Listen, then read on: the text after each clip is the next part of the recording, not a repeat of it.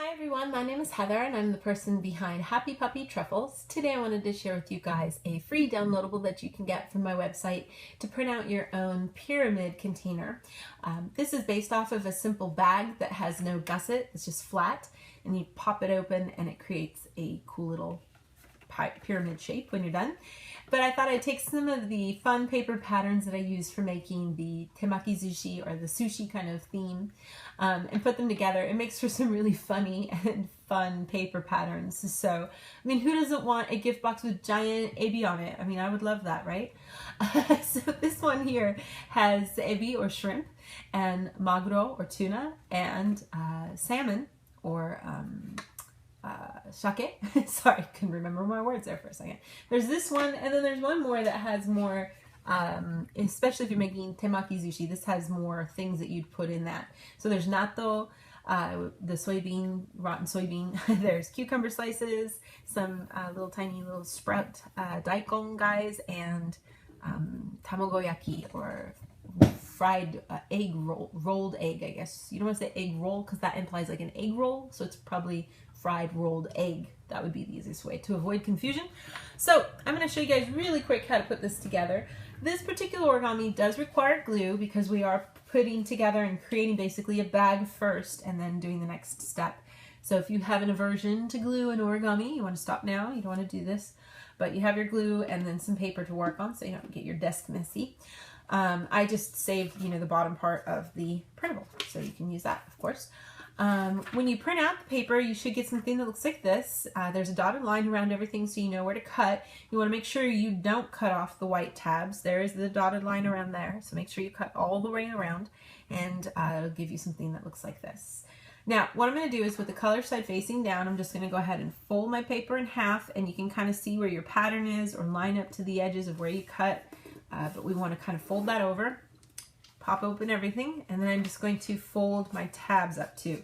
You could do this in reverse order. You could fold your tabs up first and then fold it in half that way too. Either way, whichever you find works easier. If you're having a hard time seeing where the center is just with the pattern, if you fold this up first, then it's easy to just fold straight in half because you can line up your edge. And then I'm just going to fold up the other little tab here too. Sometimes it helps to open up the other side so you don't have it in the way when you're doing this. Now, these bags are pretty sturdy.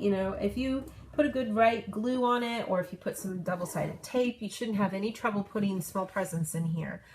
Popcorn, goodies, small pieces of chocolate. But obviously, if you get too heavy, it might break and fall apart. And, you don't want to give it to somebody and have it crack open and break open like a piñata before they've even gotten it. So keep that in mind when you do put everything together. So I've got it all folded up together here, and I just need to put a little bit of glue on these white tabs. So I'll get my glue ready, and I'm just using this kind of a glue, which I find to be pretty strong. But you do need to make sure you really get a good layer of it all over the place, because then, where you don't have glue, there's nothing, and pop open right away. So we'll get that. There's a nice snappy noise too. That's good. Get that all there, turn it over for a second, and then this part gets a little sticky, but I want to fold this over and get this other side over just to connect in that corner. And if you get these two kind of started to fold over, it just makes it easier when you want to put this, bring it all the way over to the side, because then it doesn't have any trouble with anything that way.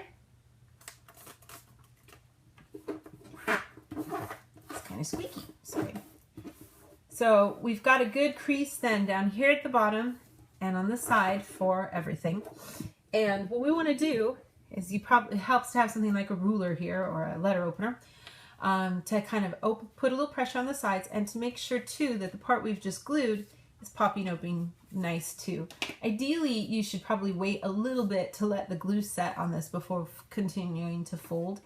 But I'm just rushing through it. But sometimes when you do that, you can wind up causing things to pop open a little bit.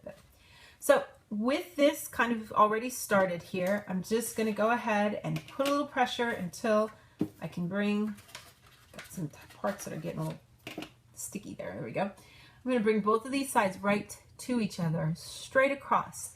And basically, I'm going to bring both of those edges even with each other and put it out straight so that these two opposite sides line up and pinch the sides.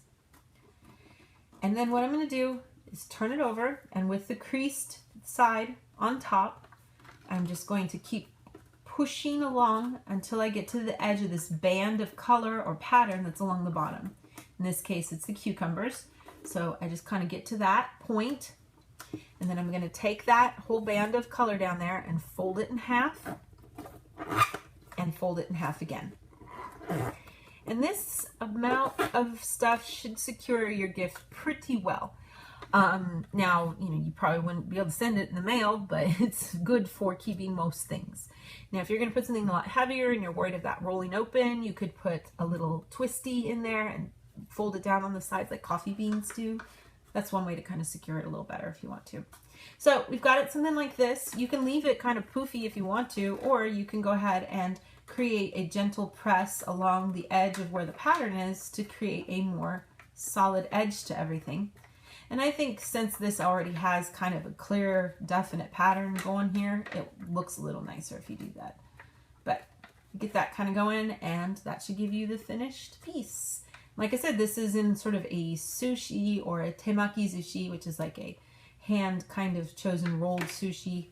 And there's two different variations of it. This one that has like your traditional sushi elements. It has the, oh, I didn't tell you guys, it has ikura, which is the fish eggs.